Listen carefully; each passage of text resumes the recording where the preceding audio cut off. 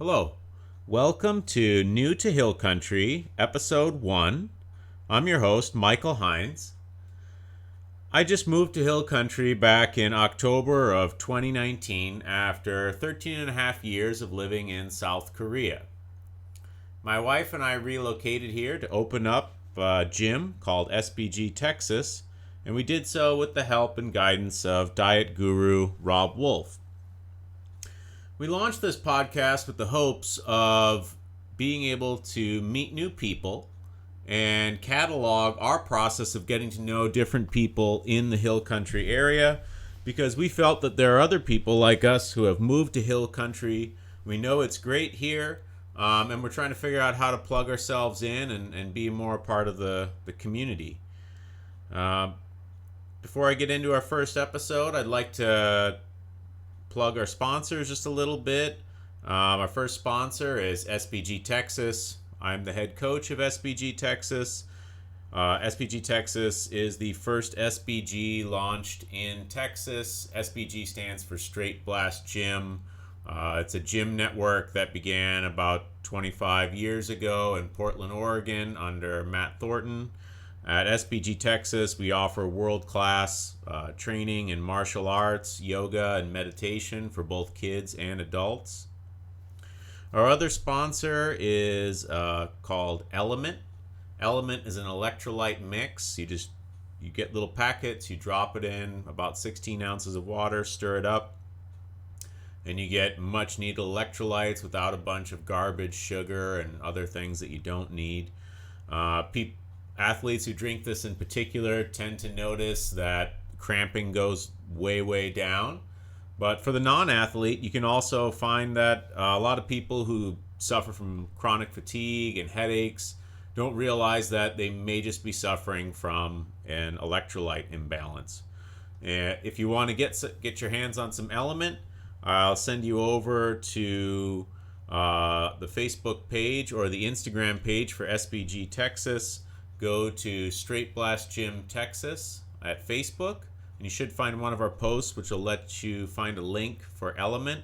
If you follow that link, every purchase of Element that you make, 50% of that will go to SBG Texas to help us during the COVID shutdown. Our Instagram page is SBG Texas, and if you go through that, SBG _ Texas, you can find a link within that as well.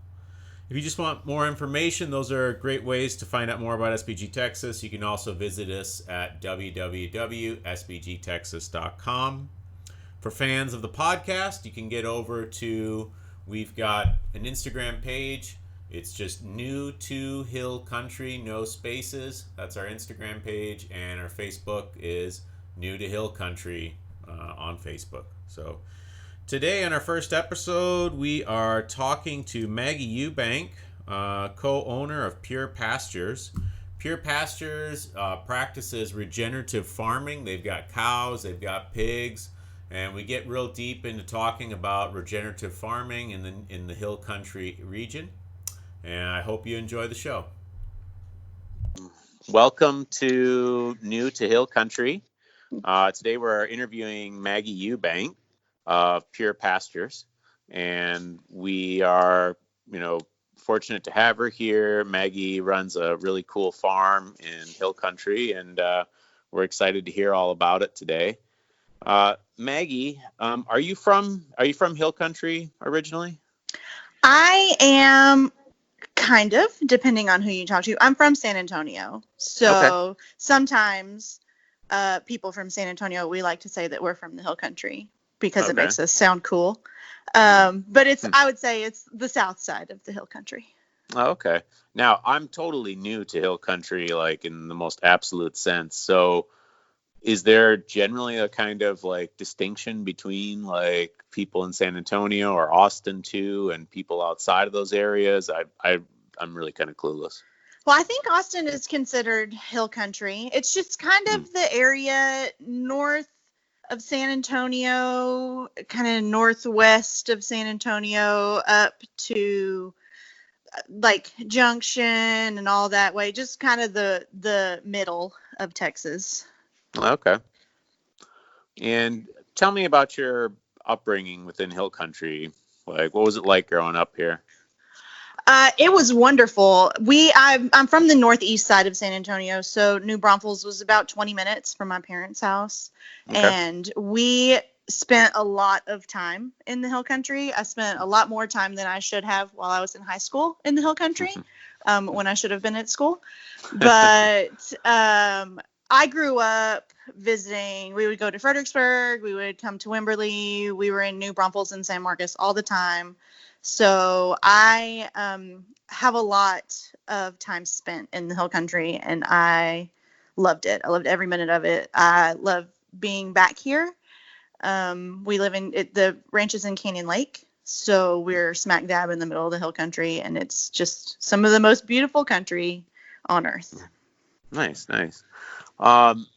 Did you leave this area for a while? Or did you ever go anywhere outside of Texas and live for a little while? Or I didn't live outside of Texas, but I did go to North Texas to go to college. I went to Tarleton State University, which is in a little tiny town called Stephenville. It's about an hour southwest of Fort Worth. Okay. And so I spent about 8 years up there. Okay. And then my now husband, Jeremiah, and I were going to get married actually about 5 miles from where we live now in Sattler. And an opportunity for him to get a job down here opened up, and I was really campaigning hard to come back home. So we moved back down to Stockdale, which isn't really the Hill Country, but we inched our way back into it. Okay. I see. Winding back just a little bit, what did you study in school? Agriculture. I actually have a degree in agriculture. Oh, nice. My parents are super happy for me to be actually using a degree that they paid for. Sure. It's not really the same kind of agriculture that I studied, but a lot of the principles transfer over. Okay. So when you were studying agriculture, it would have been, I'm not in any way, I am not an ag science major or anything like that. So I'm a little green about all that stuff, but I am from Iowa originally. And so it is an agricultural state, and you get a little bit of understanding of things, I suppose. Would it all be kind of, when you were studying in school, was it all kind of green revolution type perspective on farming, like really heavily like monocropping, and just you tell me. So yeah, it was a very conventional farm atmosphere at my college. Most of the people, I was one of the only people in the program that didn't come from a farming background. I didn't. My family didn't farm. I was an FFA kid, which really drove me to want to have an ag degree. I grew up wanting to be a veterinarian. When I got to college, I realized that I do not have the discipline to be a veterinarian. But it was a very conventional ag program, which was good. I learned basic husbandry and some genetics and things like that. I went more the animal route. And my actual degree is in ag services and development. So it was more of like an extension and service arm of ag. But I took a lot of ag sales classes and ag communications classes and entomology classes. There's actually a lot more that crosses over into the more regenerative ag style that we practice today.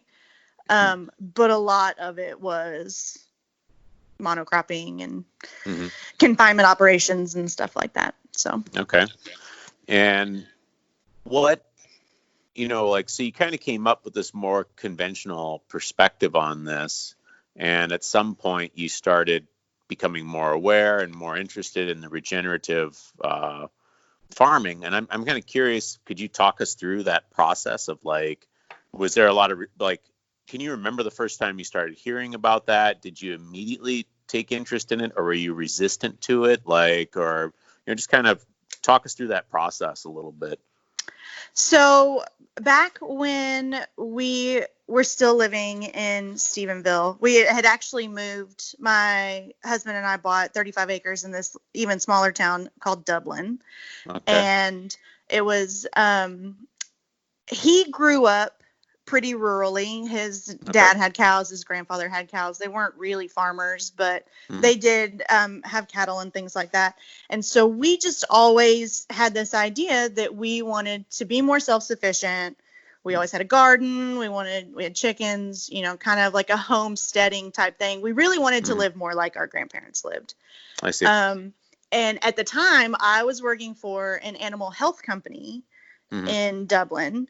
And so I was all day in this kind of heavily animal drug driven industry, and then going home and just, picking bugs off of my vegetables because I didn't want to use anything, and free ranging my chickens and all that stuff. So we just kind of did that, not knowing that it was slowly becoming a thing. I mean, this was back in like 2008. I see. And after we moved to Dublin, not long after that, I was laid off of my animal health job and started working for Texas Parks and Wildlife. So I went from heavy animal health, antibiotics, things like that, to wildlife conservation, all these things. And it kind of fell more in line with how we were farming at home. And then my husband brought in this book about high intensity grazing. I see. Like management intensive grazing. Sorry, not high intensity. Management intensive grazing book. And we read it, and I was like, man, that just sounds cool. Okay. And do you know the name of the book or the author? Do you remember? I don't. We still have it, but I can get the name for you, but it just kind of snowballed from there. I mean, it was a slippery slope, really. Sure. Can I pause you here? It seems like obviously your relationship with your husband is a big deal in all of this, and you guys work together and you're co-owners in all of this. So how did you guys meet? Like, that's something I feel like I'm missing that part of the puzzle here, and it's such a huge piece, right? It is a huge piece. So I was still in school at Tarleton. When you get to the last semester of the degree program that I was in, it's an internship that you do. Okay. And some friends of ours, this doesn't really pertain to agriculture, but they had opened a barbecue restaurant, and that was my internship, was to be their manager for some reason. I don't know why. Sure. But anyway, Jeremiah, there was a big equipment rental company in town, and Jeremiah was the general manager of that store, and they knew him and they knew me. And for the grand opening, they had this big party, and he brought the generators. He donated them to the thing and everything like that. And so we met that night, and it was kind of just like we couldn't shake each other thing after that. I see. You just kind of kept happened. running into each other. We just kind of ran into each other, and then we were already living together when we went on our first date. So it was just kind of a weird thing. But it was a very much right place, right time thing, and it's working so far. But how long have you guys been married? It'll be 10 years in September. And we've been together almost 15. Okay. Well, and then for people that don't know Maggie, her sons are students at my gym, Gus and Hunter, and they're great kids. So yeah. What about did you, like you said, you read this book on the intensive farming practices? Did I get that right? Is that yes, right? Intensive grazing. Intensive grazing. Practices. Okay, sure. And you read that, you thought it was amazing, but then there had to have been a step there where you decided to go in and start doing this kind of thing. Like, what was the impetus for that? And well, so we moved back. We got jobs down here in Stockdale. We moved down here, and then we had 35 acres in Dublin, and we moved to 10 acres out here. But we kind of upped our chicken production because we were back down here with my family, so we were giving them eggs. We had all my friends. I basically moved Jeremiah back down into my world, so all my friends from high school, we were hanging out with them. And then we just decided the 10 acres that we had was heavily treed. very heavily Okay. treed. Okay. And it was very brushy. And so we were thinking we wanted cows, but there wasn't really any grass for cows out there. And there wasn't a lot of room for a lot of cows. So we thought, well, we'll just get a couple of pigs. We love pork. Pork that is conventionally raised. We didn't really like how it was conventionally raised. Sure. So we got a couple of pigs and we thought, we'll raise them on pasture. We'll rotate them around. They'll get all this brush up, help us clean out the place. And then we were about a week into that, and we actually found one of the heritage breeds that we were really heavily looking into. We just happened to find a guy in New Braunfels that had some pigs that he needed to get rid of. So we found those, brought them back to the house, and we butchered one of them. One of them was bred and the other one wasn't. So we butchered her, and we were like, holy crap, this is the best pork we've ever had. Like, we have to, sure, this must be a fluke, whatever. Well, we gave some to some of our friends, and they were like, holy shit, this is the best pork we've ever had. Are y'all going to do this some more? So then we got another sow, and then we got a boar. And then it really just snowballed from there. We both continued to work until we were about 2 years into it. And we were just doing whole and half pigs for people that we knew, or putting it on Facebook, custom cut. We weren't doing any retail or any farmers markets or anything like that. And then when we started doing farmers markets, it blew up from there. I see. We just really ramped up production. Were you guys working other jobs during this time? This was kind of like a hobby of sorts? Yes. We were both working full time. We moved actually down here to work in the oil field. When the Eagleford Shale first popped off, my husband came down here to work, and then I got a job too. And so we were both working through the beginning of this. I didn't quit. I went full-time farmer in 2016. Okay. I think. And then he just now, when we moved out here to this ranch, that was in October, and he quit to do that. So he was working full-time job, coming home, getting out of the truck, and then farming full-time too.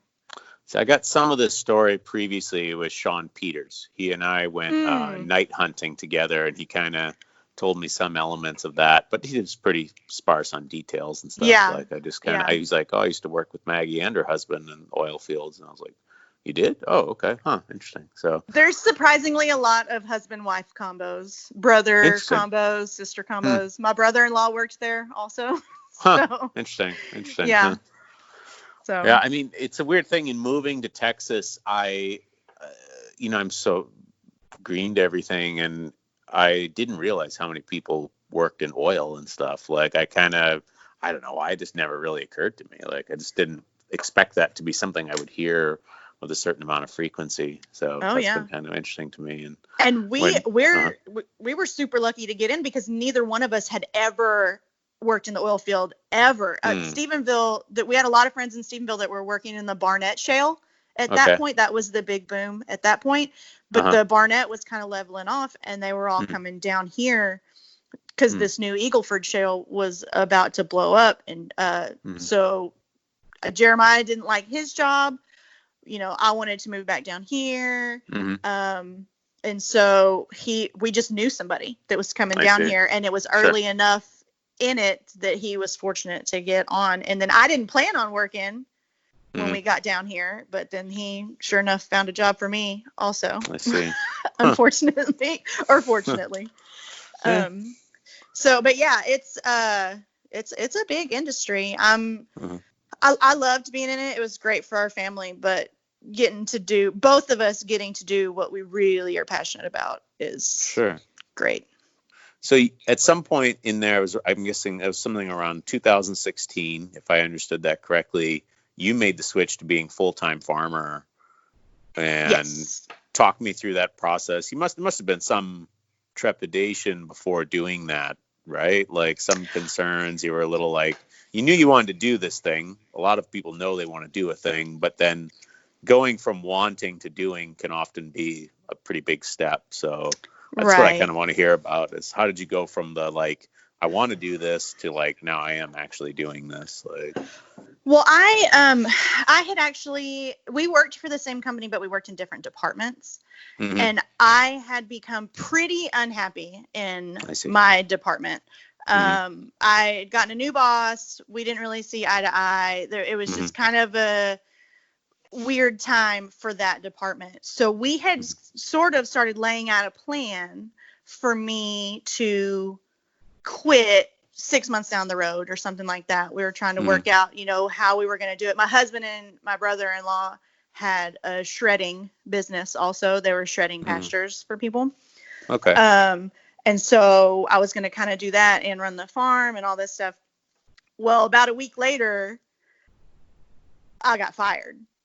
Oh, really? Oh, wow. So it was like, holy shit, like, what are we going to do? Mhm, But we just kind of hit the road running. There mhm, was a bunch of stuff that we hadn't been able to do because I was working. I couldn't do farmers markets. I couldn't do all these other sales outlets. And mhm, now I had the time. So it was mhm. kind of a sink or swim Sure. moment. Like, all Sure. right, you've been hounding me to do this. You say you can do Mhm. this. It's time to do it. I see. Huh. So it was not perfect how we transitioned into it, Mhm. but it was definitely a blessing in disguise. I see. I understand. So Yeah, it can be that scary moment of being let go at a job and having especially if you don't expect it, like if there's no build up to it and you thought like, and you made plans like that things were just going to go forward and then all of a sudden it doesn't, right, like it's a pretty big shift, huh? That's yeah, it interesting. was. There was a couple of freak out days for sure. I'm sure. And then after that, it was just like, well, this is how it's going to be. Jeremiah had his job was great. Hmm. He was definitely like, I wasn't really bringing home much bread I and see. bread bringing, Sure. but so it wasn't like we weren't going to be able to pay our bills and everything like that. It I was see. just like, dang, it Sure. just No, happened. no. So, Sure. I understand. but we didn't look Huh. back after that. And then which area were you in at that point? You were not around exactly in this area where we're at right now, New Braunfels. You were kind of somewhere else, right? Like, Yes. is that correct? So Hmm. we were in Stockdale, which Okay, right. is a little bitty tiny town that is south of Seguin. Okay, So Seguin is south of New Braunfels and right. Stockdale is south of Seguin. Okay. We were actually the same distance basically from everything that we do. We're the same distance from all of our farmers markets, the same I see. distance Huh. from everything. We're just coming from the other side now, the other direction. Tell me So. about the move to Canyon Lake then. Like, what precipitated that? Like, So we had tried to buy a couple of other places around mm, Stockdale because 10 acres, very quickly it became apparent that 10 acres was not enough. sure. And with pigs, especially, you can really run a place down. And we didn't want to get to the point where it was getting to where if we were going to keep up with demand, we were going to Mm, really degrade our place. And we didn't I want to see. do that. I see. But we also didn't want to give up on the farm either. So Sure. we had tried to buy a couple of places around Stockdale, which land, they're not making any more of it. So it's fetching a pretty high price. Sure. And Stockdale was in the middle of the Eagle Fruit Shale. So even down there, I see. land was crazy expensive. So I see. our realtor is a very good friend of ours. So we basically had her on retainer and she was just I sending see. us stuff constantly. So we Mm, found this one piece of land. It was 40 acres mm, and we were gonna buy it, mm. but we were gonna buy it with a USDA loan, Okay. which is a process. Any government Mm, loan is a process. I'll just say mm. that. Okay.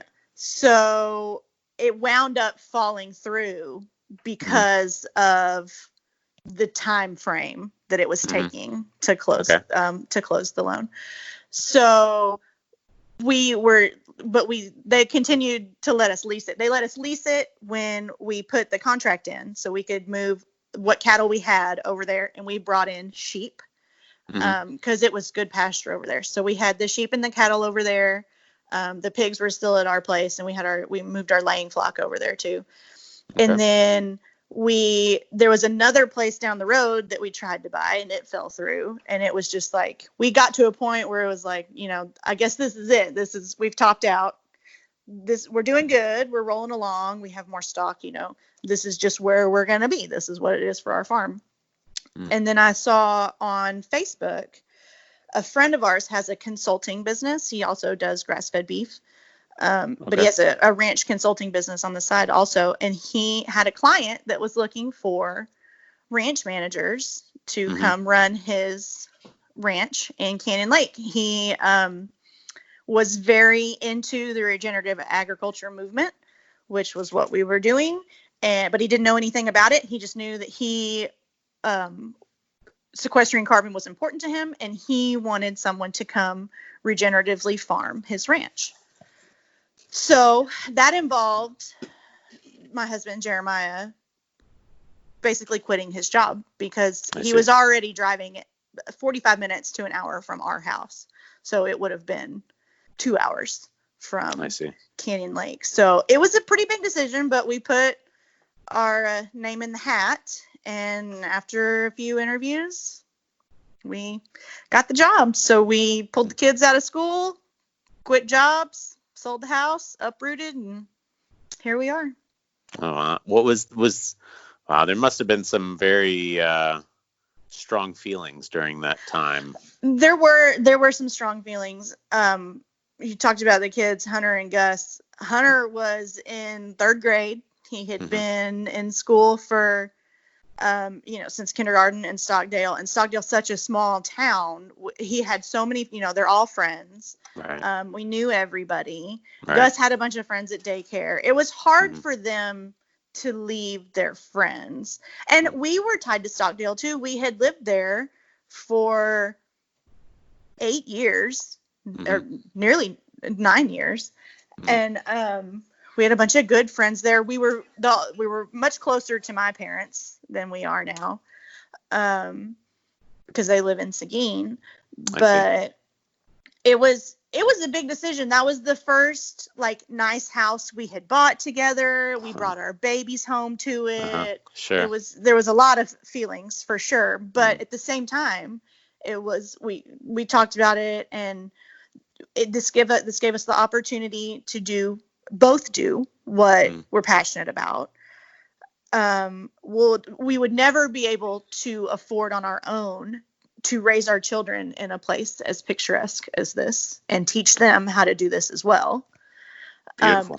And the owner of the ranch and his family are just so amazing, and we just immediately connected with them, and it just felt right. So we took the leap. Awesome. And everyone at Jeremiah was the least likely person to quit his job. So when I first sent we have a newsletter that people can sign up for through our farm. And when I first sent the newsletter about us moving, people were worried about how long his commute was going to be, because they did not even fathom that he would be quitting his job to do this. And why would they not fathom that? Because he loved what he was doing, or just is he he's the type of person that just doesn't stop when he starts doing something? Or I'm trying to. I've not met Jeremiah, so he didn't hate his job. I mean, he liked his job. He was a foreman, so it was a good job. He liked what he did. He liked who he worked with. It just wasn't what he wanted to do for the rest of his life. It wasn't what he was passionate about. Sure. But he's not a not worker. I've never met someone with a work ethic like that. So he was just dependable. He was going to do his job. He never called in sick. He put work for, he's a very dedicated employee, and he was good at what he did. And he had been there. He was the 5th operator that they hired when the Eagleford was going on. So he had been there longer than most of the people that worked there. Wow. So they were just all a little surprised. He's not a shoot from the hip kind of guy. I see. It's usually like a well thought out thing. I am the shoot from the hip. I'm that part of the equation. Interesting. Huh. So And I sort of, I kind of, I guess I feel like I can kind of understand where that's coming from. When I left the graduate school to come here to Texas and stuff, most of my coworkers were kind of blindsided by it. A few people were like, "Oh, I thought we were going to like retire together and stuff like that." Like they didn't expect me to leave because I had a lot of people who had done my job had left the job really quickly, often because they were let go. But I had stayed there for 10 and a half years. And so I'd become sort of an institution at the institution, like I was just, I was in all the photos. I was in all the, just always there basically. And I think I was just good about making sure I got everything done. But sounds similar kind of shock type thing. Yeah. I mean, people were asking us like, is the farm in trouble? Like, do you need a bet? Like, it just, it wasn't in the realm of possibility that this was just a chance. We could not, this was a once in a lifetime thing. There was, I mean, if we were packing up the kids and moving and it happened quick, we signed on, I think in August, and we were here in October. So it was like, are y'all running from something? No. Sure. No, running to something. We're running to something. Sure. What about, I'd like to return to, like, you talked about sequestering carbon. And I feel like, I think there's a lot of people who do know about this, but there's probably an equal proportion of people that have no idea what you're talking about. They've heard more, they're more likely to have heard that, like, cattle creates carbon. I think that's probably the more common narrative that you would hear if we were to just interview people on the street. Maybe not so much in Texas, but like I feel like almost anywhere else in the world, people would be like, "Oh, but who and these other the UN has said, cow farts are destroying the ozone layer and all this kind of stuff." So tell me, like, inform people. What's the other side of this that you would give up? Just to make it clear, like you gave up your jobs, like, to focus on this full time, and I think it's important for people to understand this side of the narrative. So cow farts get a bad rap for sure. And I mean, yes, they're not great to experience, but they're not ruining the earth like everyone says that they are. So the part of the reason that we took this job also is because Canyon Lake has a very it's just a place in its own. It's very rocky. It has been overgrazed since the Europeans came here, basically, to the hill country. It is a beautiful landscape, but it's also in dire need of regeneration. So the idea is that we can build topsoil and we can bring back native grasses, native forbs, and really regenerate these natural systems through animal impact. So those farts that everybody's worried about, when cattle graze an area, they're pooping, they're peeing, they're spreading fertilizer, and then they're stomping it into the ground. And then when they're grazing these plants, if we manage how they graze them, all of that stimulates this root structure in the plants. And so they're feeding the microbiology in the soil with their manure and their urine, and then they're stimulating the root growth by grazing these plants. And through all of that, and this is a very simplified version of it, through all of that, they're rebuilding these ecosystems, and these plants are taking carbon out of the atmosphere that is harmful and sequestering it back down into the ground and helping to grow more plants that are just going to keep doing the same thing. So it's the literal circle of life happening. Sure. And the problem with overgrazing is that they can scalp a landscape. Pigs especially, man. Pigs will turn something into a moonscape if they're allowed to. But if we manage them and rotate them often, they take just enough to feed themselves and leave enough to fertilize and really start the regrowth process. And this is essentially what people were doing for like thousands and thousands of years, correct? Like, right. Yeah. It mimics the bison herds crossing the plains. It's just eating when it's good and then moving to something that's better and leaving the rest to regenerate. We just have to show them how to do it now because they haven't been.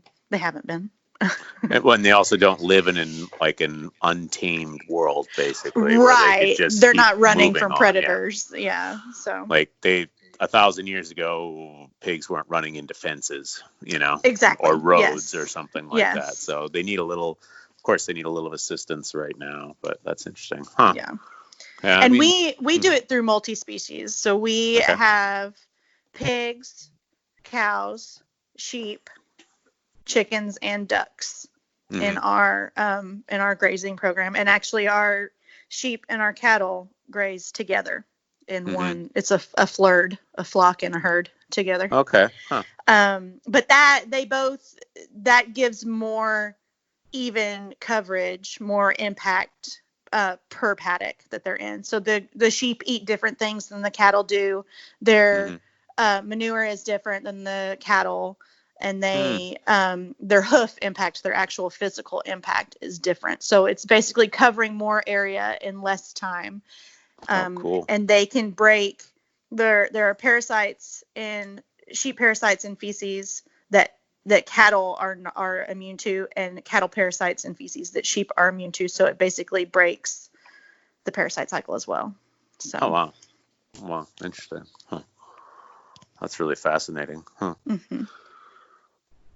So now tell me a little bit more about just like Pure Pastures. It used to be like Easy E Farms, and it changed names to Pure Pastures. Like, tell me a little bit about that. So when we started just our farm in Stockdale, and that way it was Easy E Farms. Our last name is Eubank. And we had a brand because that's the first thing anybody does in Texas is gets the brand together. Sure. And it looked like two E's it was two rocking E's. And I said, it looks like they're taking it easy. So I said, we're going to be Easy E Farms. Obviously, because Easy E, the rapper, my husband had no idea who he was, though. So that was also funny. So we did that for a while. And then we came out here, and it was like, this isn't just about us anymore. We have other families involved. We have new place. So we just totally rebranded, and we thought that Pure Pastures was the best way to put out there what we were doing, because our pastures really are pure. They're not we're not spraying anything. We're basically letting animals do what animals do, and just sitting back and make sure they do it where they need to be doing it. So it's it was a little bit of a transition. I mean, we had built a little bit of a name up as Easy E Farms, and people still call me that all the time. But it was a good decision. We really like where we're going with it now. Cool. When you were Easy E Farms, did Dr. Dre ever like reach out with some anger or frustration? No, I'm just kidding.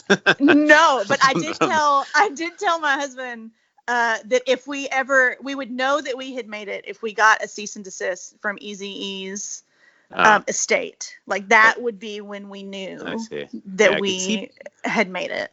He passed away some years back, a long time ago. A while ago.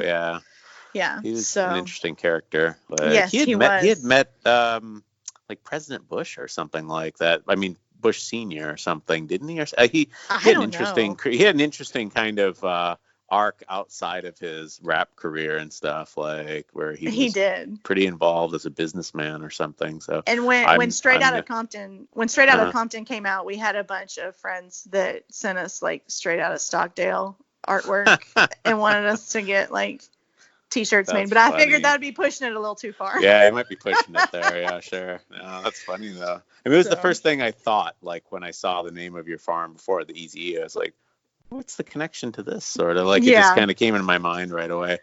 But tell me a little bit about Pure Pastures, like what can I do to basically engage your services?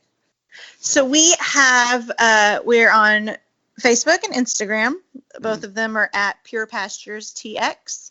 And then we have our website that right now we're doing primarily website sales. And it's purepasturestx.com. Okay. We have all of our stock that we have on there. And then I'm doing deliveries. We have a newsletter that you can sign up for at the website, and that's where we roll out things.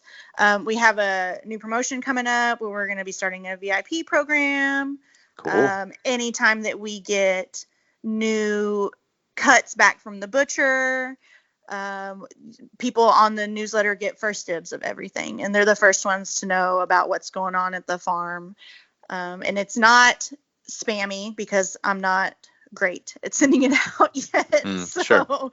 But it's the best way to stay up with us besides Facebook and Instagram. I try to stay on those pretty regularly just so people know what's going on. But we really want people to feel like they're a part of this movement because it's so important to everyone, whether people believe in climate change or not. That's not really important to me. We just we're doing something about it regardless whether they believe or not, and we want more people to be involved and invested in it because there are more of us out here doing it. There's so many farms that are out here doing it now, but we always need more people to be involved. So sure I really like the newsletter. We have a lot of good response from our newsletter. Some very loyal followers. So I don't know if I'm on your newsletter or not. I should be, shouldn't I? Like, you sign should me up be. if I'm not. Like, or maybe I'll have to check through my email. Maybe it was not collecting somehow. I don't know.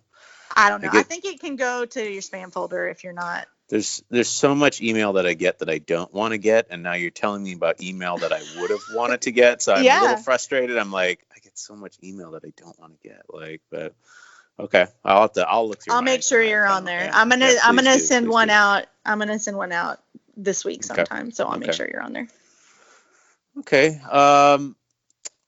Anything else you want to say about Pure Pastures? Or I will actually just say a little something myself. Like I've made at least 2 orders from you, and I've loved it every single time. Recently, just right now, what's on my mind is we just got a bunch of ground beef from you, and it was level up. You know, like we had some ground beef from like a local store and stuff like that. It was okay. I mean, but it was just a significant level up. I don't know what it is, but like even just when I was cooking up the ground beef to make tacos, it's usually what I do with the ground beef is I make tacos. And that's largely from living in Korea and just not having access to good tacos. I'm all about making tacos all the time now. And just when I was cooking up beef just from the store or whatever, whenever I would get done, there was all this like liquid. It was all liquidy when I was done. Maybe you know what's going on, but when I cook up your stuff, it's not like that. I don't have all this like weird excess liquid to drain off or something, and it's delicious. It's just like it's just ready to go. What's up with that? I'm kind of, maybe you know, maybe you don't. I don't know, but I call it when I talk about it with people face to face, I call it sticky fat. The fat in it is a different kind of fat because our pigs, we give them a supplemental feed, but it doesn't have corn or soy in it. So their fat is different compared to the fat off of a pig that you would buy at the store. And it doesn't just melt. Like fat that's left in the pan, there's something about it that it hangs on to seasonings better. And it stays with the meat better. So you don't have to drain it off because it's so, I don't know. I don't know the actual chemical properties that make it better, but I call it sticky fat because it sticks to the meat. So we'll get Rob Wolf to talk about that. Yeah, we need Rob. Forte. We need Rob to break down the structure of the fat. But we make chorizo, which chorizo is a big thing, especially in South Texas. But any chorizo that you buy at the store, you cook it, and there's like, if you buy a pound of chorizo, there's like a quarter of a pound of meat and then a bunch of grease. Absolutely. And Yeah. ours isn't like that. It's very meaty because the grease doesn't run out of it. It's just a sticky fat. See, and here I thought for a moment before I asked this question, I was a little bit worried that you'd be like, "What are you talking about?" Oh no, like, no! like, People ask like, me all the time yeah. because our ground pork specifically looks very fatty because it is. I see. But and people are kind of leery of it, and I'm like, just try it out. Make something, make like a egg roll bowl or something with it, just where it's really just ground pork, and it's not greasy. It's not greasy at all, which for the kind of pigs that we raise, they're fattier pigs. But it's really good fat. That's awesome. It definitely tastes better, and it's my wife just hates like the greasy pans that I leave behind and stuff after cooking. Yeah. And the fact that it doesn't do that. I always used to try to cook with the grease and stuff, but I don't have to do that after I cook with your stuff. It's just ready to go, and I love that. It kind of was just something that really stood out to me on this last order. It was like, this is really different, and obviously it tastes amazing. So that makes a lot of sense. Yeah, we're trying to show people what real animal tastes like. Right. So yeah, that's interesting. I mean, when I was in college, I became a vegetarian. And but it was for a little bit different reasons than most people. I did it because my meditation teacher just told me to do it, sort of, kind of just like your meditations will be better. So I did it. But I was friends with a ton of like vegans and vegetarians. And so I was always kind of hearing about all the feedlot issues and things like that with raising animals. And just, it's interesting to me looking back on that. I'm not trying to criticize people who decide to take that route or whatever, but just there's a difference between, like, people would pose that as the problem. The problem is feedlots, and then they would pose it as though the only solution is be a vegetarian, be a vegan. Right. But that isn't the only solution. And I love that there is this other solution. And I think a lot of people, should pay attention to the feed. I agree wholeheartedly with the vegans and the vegetarians that the feedlots are a problem, but I don't agree that there's one solution to that. For sure, it's not all or nothing. It's not, and you can do it. And we always say that we're just trying to regenerate this land, and the best meat you've ever tasted is just a side effect. Yeah, it's just a happy bonus. Bonus, I'll take it. When people ask Hunter and Gus what kind of farmers they are, they tell them that they're grass farmers, because that's what we really are. We're trying to grow grass. Huh. Oh, that's cute. Just using animals to do it. That's awesome. Well, thank you, Maggie. This has been really informative and really cool. Let's just repeat the website again one more time for people listening, so they don't have to dig all the way through it if they were trying to go back and find. So sure. The website is purepasturestx.com. You can sign up for our newsletter there. There is a spot where you can plug in your info and ask us a question if you need to, or you can just email us directly at holler@purepasturestx.com. And yep, all those come to me. So you'll be getting answers from me. Awesome, Maggie. Thank you so much. It's been a great pleasure. Thank you, Mike.